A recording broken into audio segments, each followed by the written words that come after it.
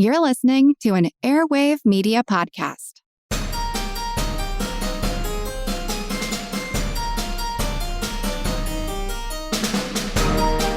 Hello, and welcome to Ben Franklin's World Revisited, a series of classic episodes that bring fresh perspective to our latest episodes and add deeper connections to our understanding of early American history. And I'm your host, Liz Covart. Why do we trace our family histories? What drives our desire to know who our ancestors were and how we're connected to past people and events? Genealogy is often seen as a modern pursuit, spurred by DNA tests and online records, but in reality, early Americans were deeply invested in understanding and documenting their familial ties. Their desire to understand these ties, however, extended far beyond their curiosity.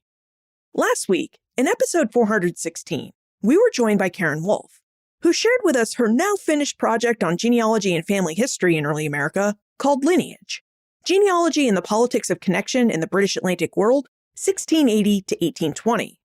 Karen's book is built on research that she originally shared with us in 2016, so I thought it would be fun to go back into our archive and return to our first conversation with Karen about her research so that we can see how her thoughts, ideas, and her book project changed over time as she did more research and thinking on her subject. I also think it's really fitting to turn back to Karen's first episode because that was part of the Omohundro Institute's Doing History, How Historians Work series. So for us to consider how Karen's ideas and work have changed over the last 8 years is really quite fitting because time, research, and consideration are all part of how historians work. So I hope you enjoy this earlier episode with Karen and a look back at her book Lineage, which was then in an earlier stage of existence.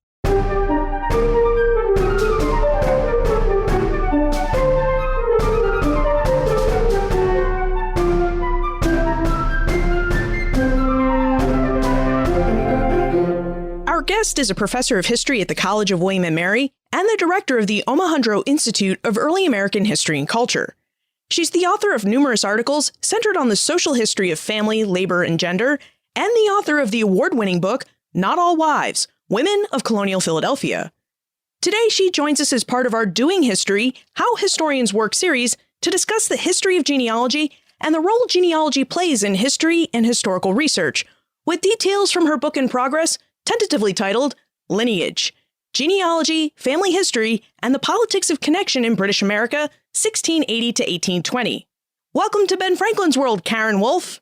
Thanks, Liz. It's great to be here. I'm looking forward to the conversation. And we're looking forward to this conversation too, Karen, because as the title of your book suggests, Americans have had a keen interest in genealogy since the 17th century. So, would you provide us with an overview of when and why early Americans became interested in genealogy? Wow, it's really hard to talk about when they became interested in genealogy because I think part of the premise of my book is that genealogy is something that Americans, and by Americans, I guess I need to specify here that I'm looking at British America. So I'm interested in the British colonies in mainland North America, from Georgia to Maine. But I'm talking about all of the people who lived within that British American space. So some of those are British colonists, and some of those are African Americans and Native Americans and people from other European backgrounds. So when I say that Americans were kind of always interested in genealogy and always invested in genealogy, it makes it really hard to pick a starting point, as it were. My book looks at the period from 1680 to 1820, the long 18th century, and I'm arguing that over that period of time, we see not changes in the intensity of British American interest in genealogy, but some kinds of changes in the forms of expression and some kinds of changes in the ways that people were being asked to produce genealogy. So it sounds like genealogy and interest in genealogy has been present just about since Europeans started settling British America. Yeah, so historians are supposed to say that there are historically specific beginnings and endings, right? We're supposed to talk about change over time. And one of the challenges of this book is that I'm talking about something that's fairly constant. That is, you can look at pretty much any society at any point in time and find an interest in ancestry. Not absolutely every place and every time, but most. And what's astonishing is how consistent and how prevalent genealogy is as an interest. For me, what's important is explaining how British American interest in the 18th century is quite specific. It has a very specific kind of form and content. So it was really fun as I started working on this book a long time ago to look comparatively at how genealogy was practiced. For example, there's a wonderful historian at Harvard who's worked on genealogy in the Ming Dynasty in China and how that looks very specific. And there are historians who have more recently looked at the significance of genealogical practice in Spanish American colonial contexts. But British American genealogical interest is a quite specific form, and that's what I'm interested in. Now, in Bible, King, and Common Law, which is an article Karen published in the fall 2012 edition of Early American Studies, an interdisciplinary journal, Karen noted that British Americans were fluent in 3 areas where knowing your genealogy seemed to be a must: religion, government, and law. So let's start with religion. Karen, what role did religion play in encouraging British Americans to become interested in genealogy?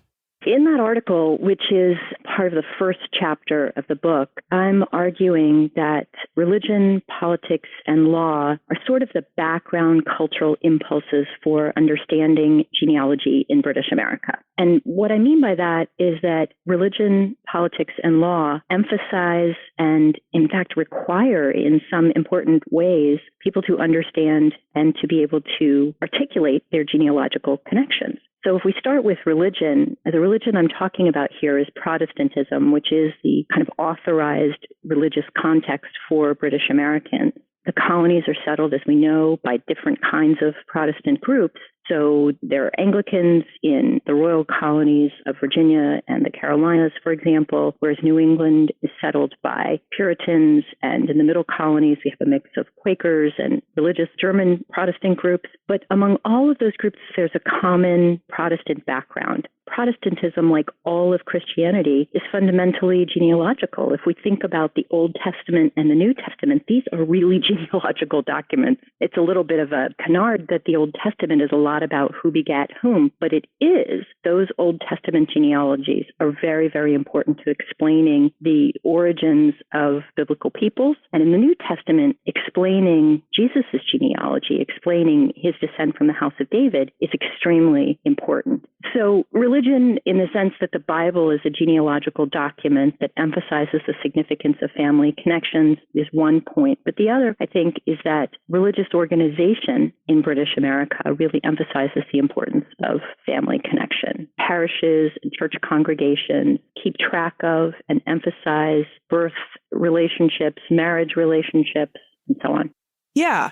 In your article, you mentioned that British Americans really wanted their ministers to keep track of family histories within their congregations. Was it because genealogy was so important in the Bible, or were there other reasons for that desire? I think it's interesting that there's a combination here. That is that, yes, the Bible really emphasizes genealogical relationships, but also then it is the case that as a social function, churches take on the business of keeping track of who's related to whom. And in fact, in some ways, these are quasi kind of governmental responsibilities. So in England, parishes are responsible for keeping track of family relationships, who is born where and who their mother and father is, in part to understand who could be eligible for parish-wide benefits. If somebody becomes poor, indigent, the parish is responsible for some form of care for them. And there's a bit of that carries over, although there's some variation in the colonies, but there's a bit of that carries over, that sense of a kind of social, quasi-governmental responsibility for care that's inherent in the record keeping that congregations do. And again, there's variety. I mean, British America is a quite diverse place. Structurally, local governments are very different in South Carolina than they are in New York, for example, or in Massachusetts. But this kind of basic sense that churches need to keep track of who is born and who is married and who dies is quite consistent. What did these early American genealogical and parish records look like? Were they uniform, or did each parish have their own style of record keeping? Golly, wouldn't it be great if they were uniform? I know genealogists wish that was the case because the information that people in the 21st century seeking information about the past require would be made much easier if these records were simply kept in the same form and consistently, but they weren't.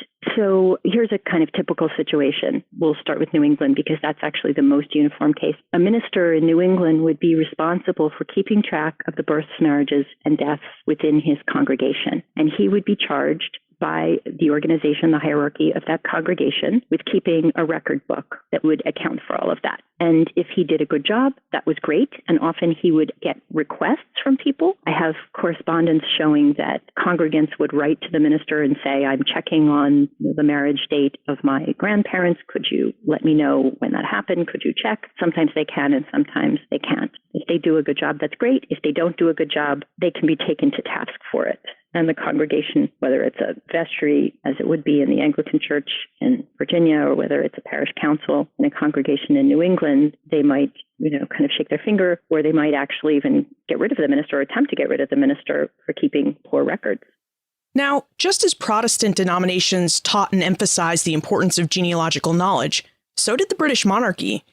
Karen, what role did the British monarchy play in convincing early Americans that they should really know and study their genealogy? Well, it's a little less direct than it sounds. It's not like, King George I is saying, all of my subjects, you must track your genealogy and report back to me. It's a little bit of a broader cultural understanding than that. It's not the monarchy itself, really, that requires people to track their genealogy. It's the fact of the monarchy and the particular succession form in England. So I think one of my challenges is showing how British American cultural organization is specific. It's not normal, neutral, natural. It doesn't evolve in a way that doesn't require explanation. It's quite specific, actually. And the rules of British monarchical succession are lineal. That is, there's lineal descent, and it's for a preference of male heirs, although not always exclusively male heirs. And that's actually the laws of succession change over time. But what is constant is that in the English monarchy, there's a great deal of focus on who's related to whom and thus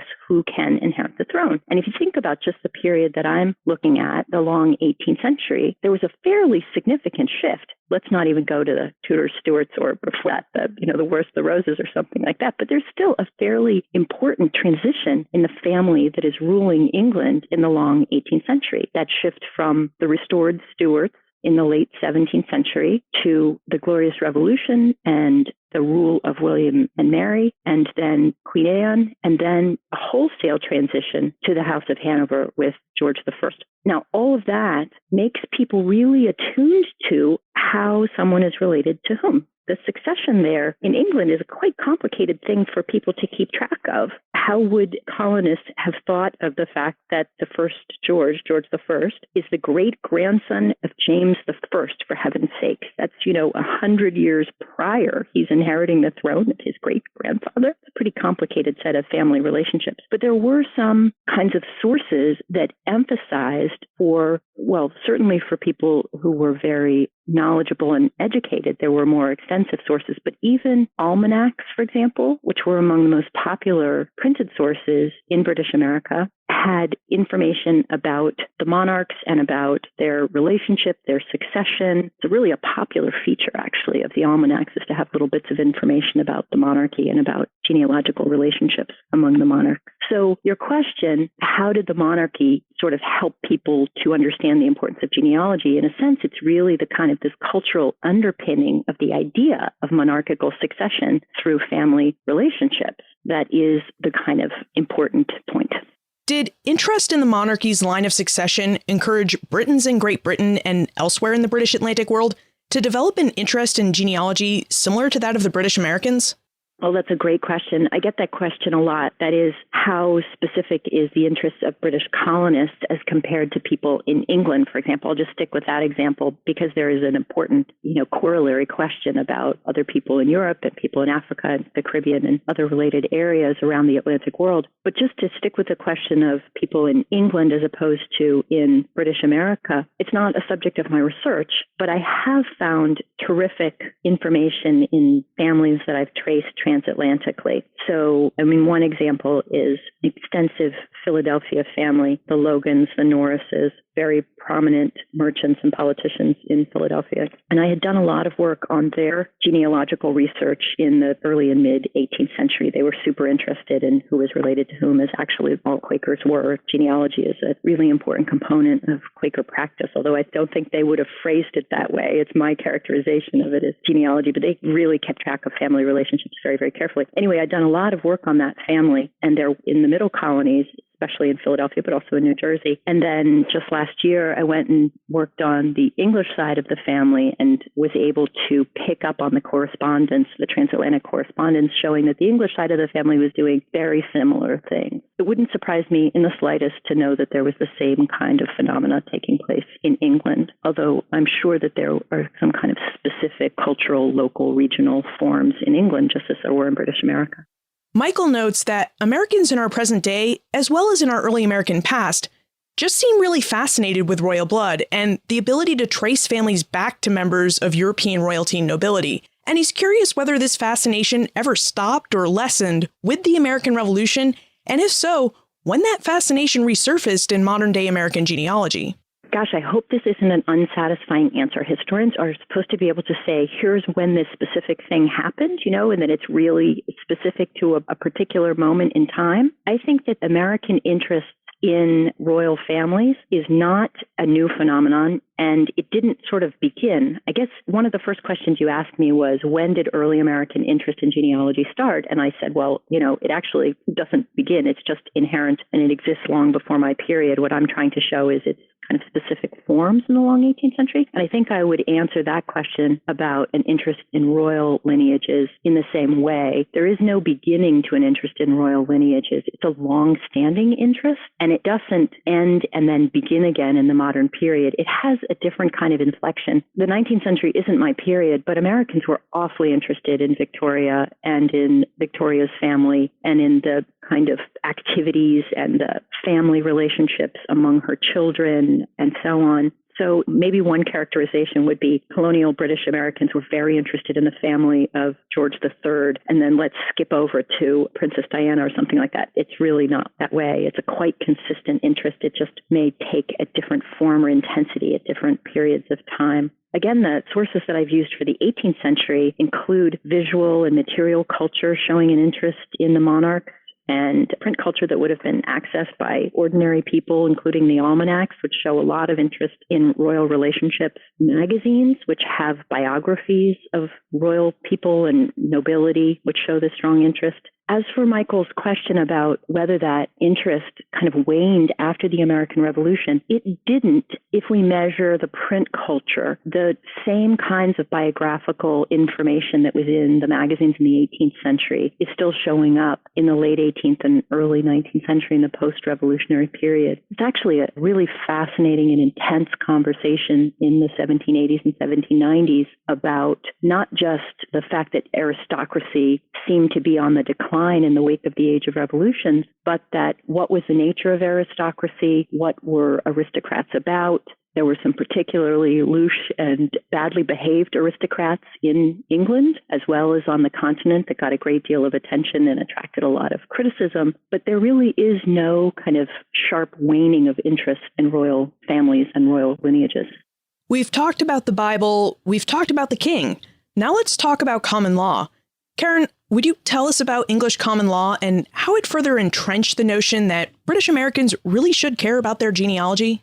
So common law is, different from statute law. Common law is the law that judges make on the basis of precedent, stare decisis, decisions that have come before. So common law is based on principles. And in England, and then for the transfer of English common law to the British colonies and then to the new United States, very much about property and about relationships of property. I don't want to say that American property law, either in the colonial period or in the New Republic, was undifferentiated. There was some variation, some actually pretty important variation. But again, if we look to the commonalities, what's common is an emphasis on inheritance through lineal family relationships. That is, the assumption is that property will be inherited by children and then grandchildren and so on. But the law, both in England, but more importantly, even within the many variations in British America, there are regional and colony and then state differences, allows for the fact that just like in the English monarchy, there will not always be a son to inherit. There will not always then be a daughter to inherit by default, that one has to reckon family relationships,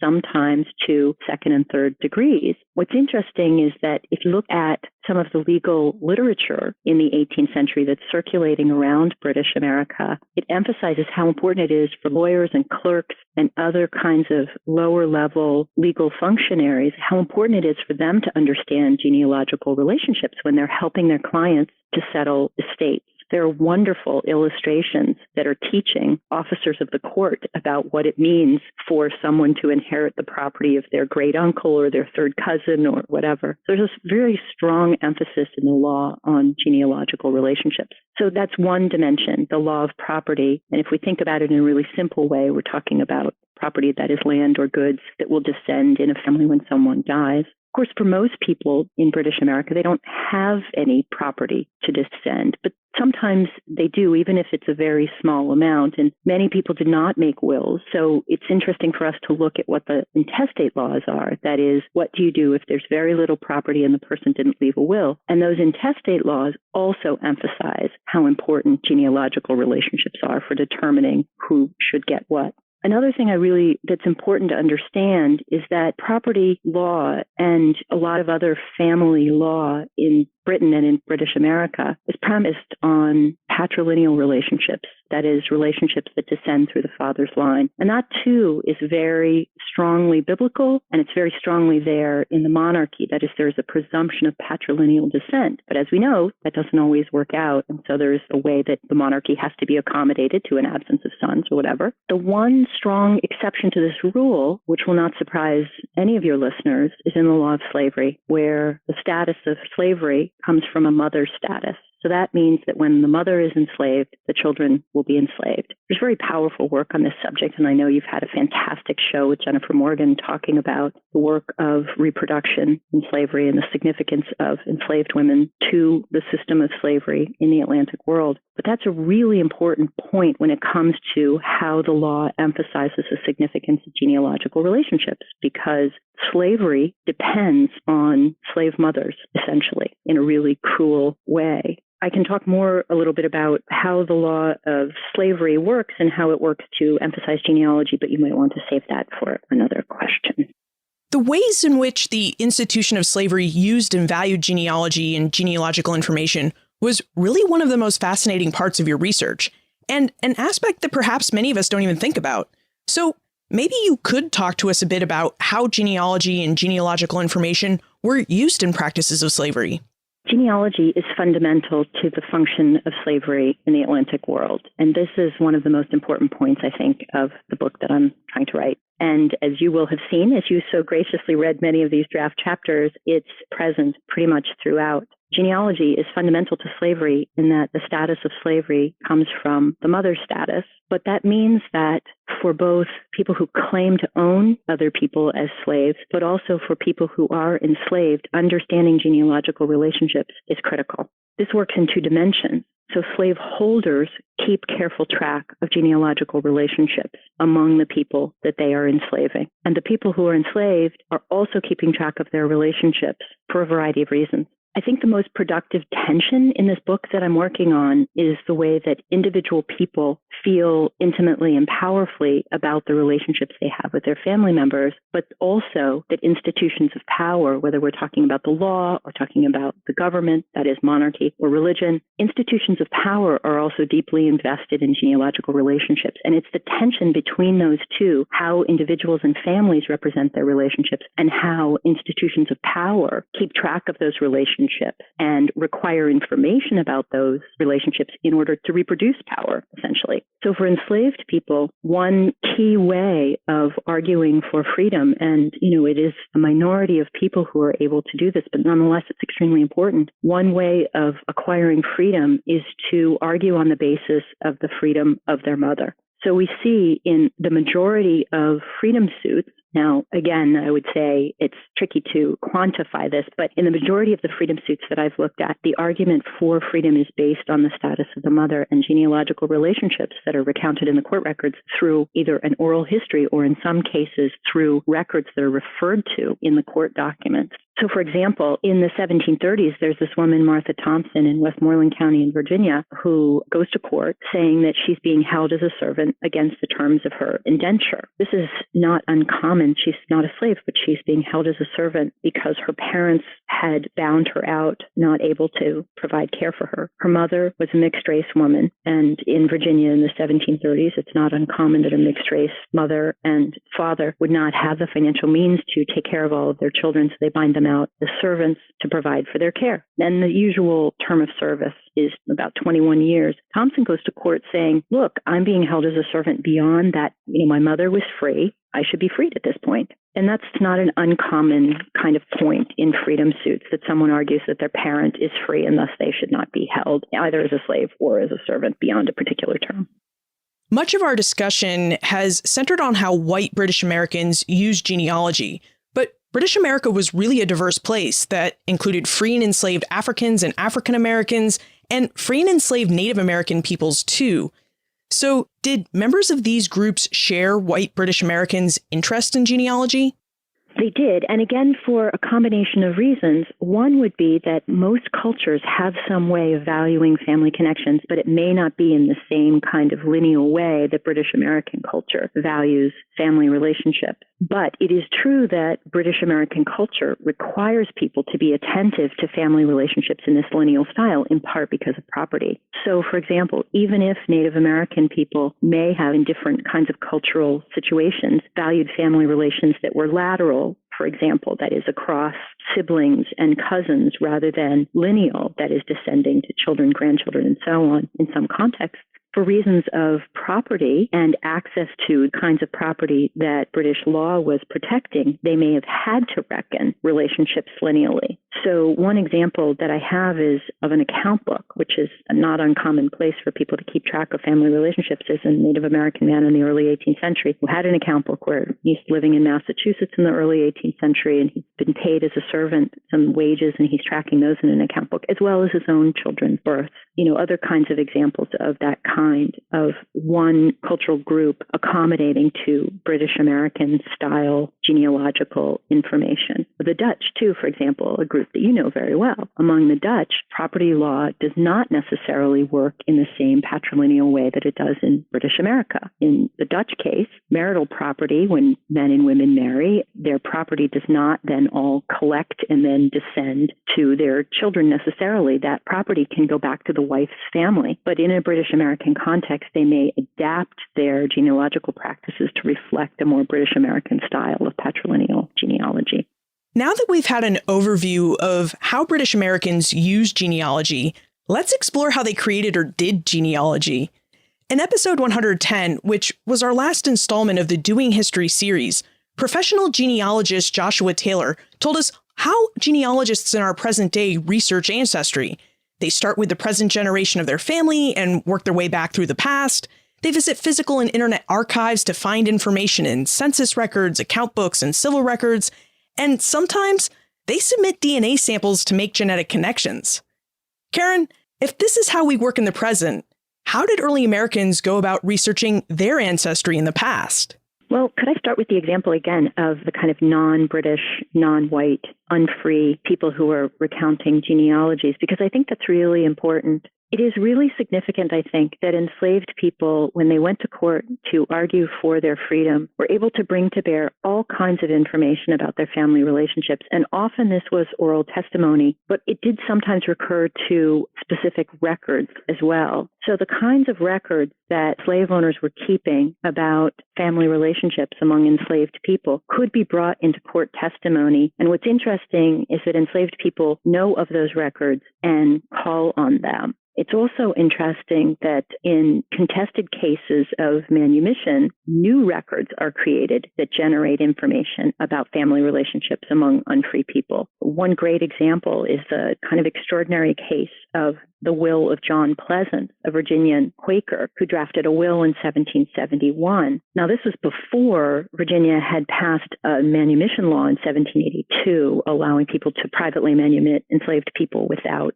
the benefit of an act of the legislature. And when John Pleasant died, his enslaved people were not freed automatically. But later, because of that manumission law, his descendants argued that some of those people should have gone free. And what's interesting, I guess, is that some of John Pleasant's descendants absolutely wanted to act on the intent of his will, which was to free all of these people, and others of his descendants continued to enslave people. So there's an extraordinary set of court cases, and then this goes on through the late 1790s and into the early 19th century. And in the course of these cases, there is information generated by lawyers on both sides about family relationships among these enslaved people. And then some of these enslaved people are able to then use that information that's generated to recur back to it in subsequent cases, arguing for freedom when they hadn't gained it during the original case.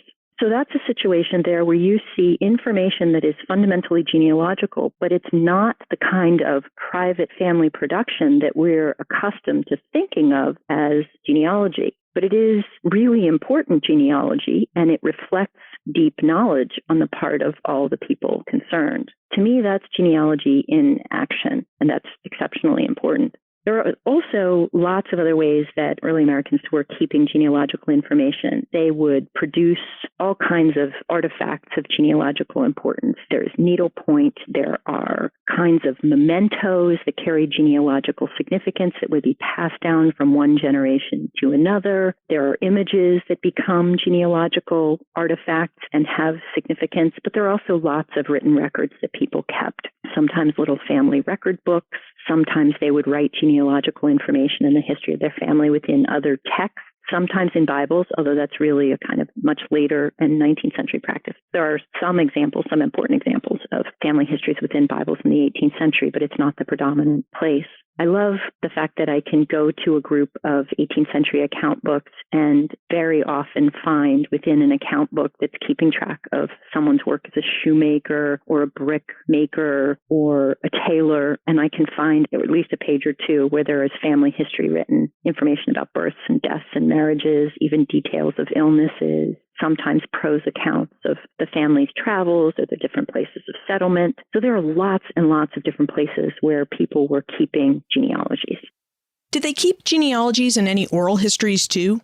They did, and oral histories are incredibly important, the ways that people passed information orally. Now, what's interesting, of course, about these oral histories is that the evidence we have of those oral family histories is in subsequent texts. So a lot of the work I've done is what I call a kind of archaeology of genealogy, where I've looked at a lot of early 19th century local histories, where antiquarians were doing histories where they would write down information that came from older members of their town or from someone in town who had a family history that they allowed them to copy down. So there's a kind of transmission of information by antiquarians and local historians that then lets us see what the oral history of families was. You noted that you enjoy opening account books and finding a page or two with genealogical information written on them. And I wonder if you would tell us how early Americans wrote up their genealogical research. Well, there are lots of different ways that they work on their genealogies and then account for it. I've given you a couple of examples. Court cases, for example, reflect genealogical research. That is, when someone goes to court to sue for their freedom on the basis of ancestry and they recount, my mother or my grandmother was a free woman, that actually is a reflection of genealogical research. They have gone to find out that information and to get corroborating evidence of that information. That reflects genealogical research. But there are more elaborate examples, textual examples, where I find that people have kept either in manuscript or very, very rarely in a printed form. There are just a tiny handful of printed family histories from the 18th century, but in manuscript form where someone will show how they have gotten information from an ancestor. Benjamin Franklin is a great example of this, actually, and even better is Benjamin Franklin and his sister, Jane Meekum. They each kept genealogical information, albeit in different form. Jill Lepore's wonderful book on Jane Meekum that shows her book of ages, and she kept information about her children and about her husband's family and so on. Benjamin Franklin, as we know, his famous autobiography begins right away with a kind of account of a genealogical research trip that he took with his son William in England. But Benjamin Franklin also had the benefit of an uncle, also Benjamin, who was interested in genealogy and had been collecting genealogical information from the Franklin family and kept records and passed those along to Benjamin Franklin, who then wrote up some of it he didn't. So those are a couple of examples of how people would collect information from their relatives, write it down, sometimes, as in the Franklin case, in prose form that we now still have. Some of that in research notes, which are not published, are still adrift in archives or special collections libraries, and a lot of which I'm sure is still in the hands of family. We've been talking a lot about the different ways that early Americans kept and tracked their genealogy. And Matthew notes that many genealogists have silos of unique information right in their homes, journals, diaries, and objects, which have been passed down from one generation to the next. For example, he notes that members of his Sons of the American Revolution and Society of the Cincinnati organizations actually own swords, muskets, journals, and other household items from the period of the American Revolution. And he notes that all of these objects have value as historical sources, as does all that family lore that's been passed along with them. So Matthew would really like to know how historians can make use of the objects and oral histories in genealogists' hands to better understand historical peoples, places, and events. So I really love that question, and I want to thank Matthew for it. And I guess my response to it is sort of embedded in the question itself. That is that Matthew already highlights that the object evokes genealogy in that it refers to the original owner or producer of the object, whether it's a sword or whether it's a journal or something. But it also helps you to think about relationships over time in terms of how that object was passed down. And I'm interested in both of those dimensions, in part because I think genealogies are a kind of a construction. They are a way that we think about a relationship among family members over time. And although, as we've been talking about in the British American context, there's a very strong emphasis on patrilineal relationships, that is, through a father's line, so a very kind of male-oriented genealogical relationship. It's not always possible, as we've also talked about in the monarchical case or in other cases. There are lots of ways in which relationships move laterally or along a female line. And genealogical objects are particularly interesting in the way that they move from one generation to the next and not always descending perfectly. I use an example in the article, at least in memory. I use an object that is a Bible that was passed down from one generation of men named Timothy to the next generation. As long as there was a boy named Timothy, he got this Bible. But what's interesting about it is that tradition, and this is a 17th century Bible, but it's an early 18th century genealogical inheritance. But that tradition of this Bible passing from one Timothy to the next was actually started by a woman who wanted boys in this family named after her father. So that's a very interesting way in which a kind of woman intervenes in that patrilineal succession. And there are other kinds of objects that carry those kinds of other, that is, non-patrilineal relationships. So I think, Matthew's point about the object itself is owned by someone who's interesting to research, but the way the object descends is itself a really interesting artifact of genealogical consciousness and relationships. And I think historians can do a lot with that. And I've been really fascinated by how that works in the 18th century. And I think historians can be much more attentive to how that works in any kind of place or time. Karen, you're still doing history in that you're still in the process of writing your history of genealogical knowledge and practice in British North America. Has your research led you to any discoveries about how historians and genealogists can use knowledge about genealogical practices, and that's in the past and in the present, to further their historical and genealogical research?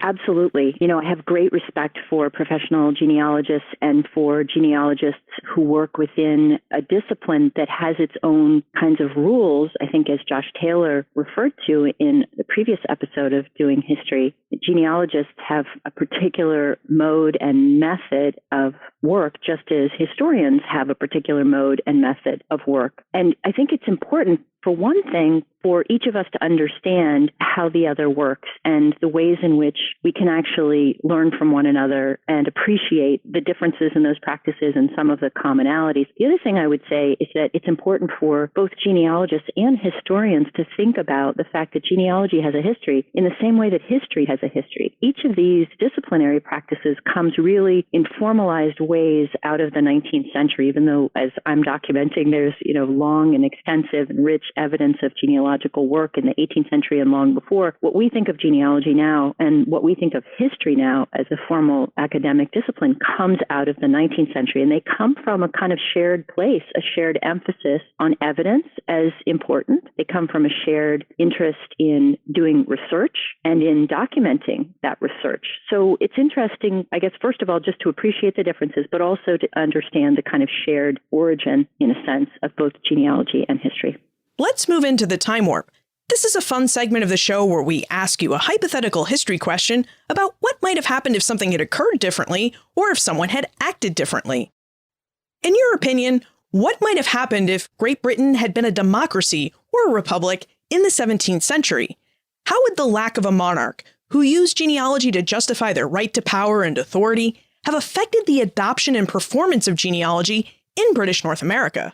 Wow, that's a really hard question to answer because I think, as I've tried to show, the monarchy emphasizes succession and the importance of genealogy, in part because the monarchy is taking its cue from the Bible and its emphasis on genealogy and genealogy as a legitimization of authority and power. And then the English law is so wrapped up in that particular articulation of the relationship between genealogy, legitimacy, authority, that it's hard to kind of disentangle them. And I think that's one of the things that my book tries to do at the very end, is to talk about how, in the American context, in the very late 18th and early 19th century, how Americans try to grapple with untangling, essentially, those relationships.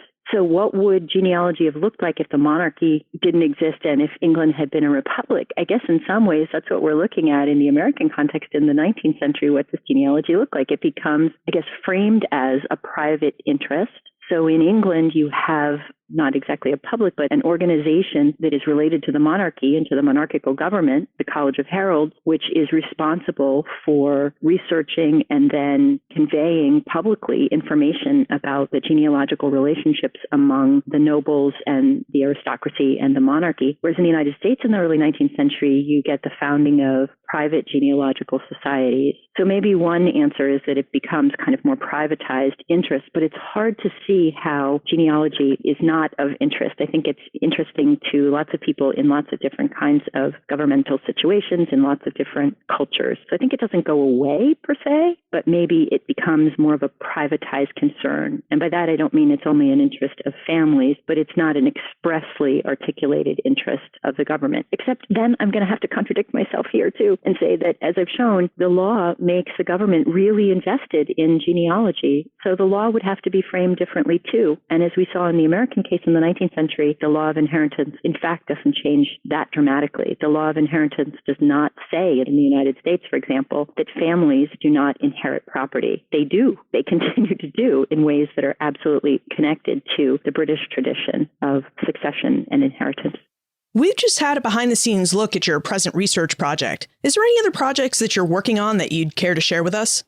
Yeah, so I'm hoping to finish this book this year, not this year, 2016, where we're recording, but in 2017. And I've started a new project. I started it a couple of years ago that actually owes a great deal to the research I've done in the work of local historians and antiquarians in the 19th century. And I'm really interested in how the work that they were doing in the 19th century was picked up by 20th century historians, and the ways that 20th century understandings of the 18th century were framed by the 19th century. So that's a lot of time travel there. We could have talked about this in the time warp question, but it's about how the 20th century view of the 18th century is mediated by the 19th century. It's a lot of fun, and it lets me work in some of the same sources that I've really richly appreciated in the project on genealogy. Where should we look for more information about you, and how we can contact you if we still have questions about early American genealogy? I have a website, KarenWolf.com, and you can find information about me on the Omohundro website, and I tweet at KAWolf, and I'm easy to reach by email, kawolf@wm.edu, and I'd be very glad to hear from any of your listeners who are interested in the history of genealogy and the history of genealogical production. Karen Wolf, thank you so much for taking us through the early American history and practice of genealogy, and why historians and genealogists should be aware that history and genealogy have histories. Thanks so much, Liz. This has been a lot of fun. Genealogy has a history, and part of that history reveals why Americans have long been interested in the history of their families. From Karen's descriptions, we could see that some American interest in genealogy is rooted in British common law, which powerfully encouraged early Americans to be interested in genealogy due to its reliance on genealogical knowledge to determine right of inheritance and condition of servitude. Likewise, churches also encouraged early Americans to maintain and generate knowledge of their lineage. Not only did the Bible tell early Americans that, hey, family history is important and worth knowing about, but ministers actively recorded vital statistics, births, deaths, and marriages, which is genealogical knowledge that communities used not just when they needed to prove someone's condition of servitude or the relation to a rich uncle who passed away, but also to determine who belonged to their community and who was entitled to receive some of their Christian charity if they ever fell on hard times. Now, as we've just discussed, the history of genealogy contains information about historic peoples and places, but that's only part of the information it contains. Understanding the history of genealogy also provides us with knowledge about how the practice of genealogy developed. It tells us how and why early family records look the way they do, and why genealogists look at court records, account books, family Bibles, and family heirlooms when they're searching for information about someone's personal past. Plus, it also helps us better understand how genealogists came to know what they know about the past. In short, knowing the history of genealogy reminds us that, just like history, genealogy is a process that is constructed and investigated through evidence and analysis. And it's important for us to understand this process and how it works because, just like history, genealogy contributes to our knowledge of who we are and how we came to be who we are. Look for more information about Karen and notes for today's episode on the show notes page, benfranklinsworld.com/114. Friends tell friends about their favorite podcasts. So if you know someone who is really interested in tracing their family history, please share this episode with them. Production assistance for this podcast comes from Joseph Edelman, Karen Wolf, and Morgan McCullough. Breakmaster Cylinder composed our custom theme music. This podcast is part of the Airwave Media Podcast Network. To discover and listen to their other podcasts, visit airwavemedia.com.